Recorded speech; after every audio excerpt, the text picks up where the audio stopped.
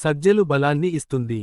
సజ్జలు కొనడానికి ధర తగ్గినప్పటికీ సజ్జల బలం ఎప్పుడూ తగ్గలేదు.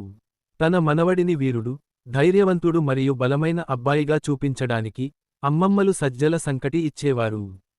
సజ్జలు శరీరానికి మంచి సహజమైన పోషకమైన ధాన్యం. సజ్జలు గంజిగా చేసి త్రాగవచ్చు. సజ్జలు తేలికగా వేడిచేసి, వేయించి, పొడిగా చేసి, సజ్జల లడ్డు లేదా సజ్జల దోస వంటకంలా తినవచ్చు. సజ్జలు సంకటి చేసి తినవచ్చు. వెయిట్ లిఫ్టర్లు మరియు బరువు ఎత్తే కార్మికులు సజ్జలు తినాలి. సేంద్రియ సాంప్రదాయ మాపిల్లై బియ్యం, సహజ వ్యవసాయంలో పండించిన వాటిలో సామలు, గోధుమలు, ఉలవలు, సజ్జలు, అరికలు ఏదైనా ఒకటి తినాలి. సజ్జల పిండిలో సగం శనగ పప్పు పిండి కలిపి సజ్జల లడ్డు లేదా సజ్జల దోస వంటకంలా తినడం వల్ల చర్మానికి శక్తి మరియు మెరుపు వస్తుంది.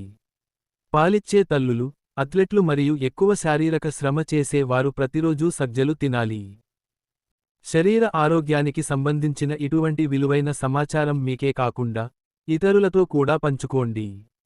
ప్రాకృతిక ఆహార మరియు ఆయుర్వేద సలహాదారులు, సాంప్రదాయ వైద్యులు సిద్ధ వైద్యుడు సురేష్.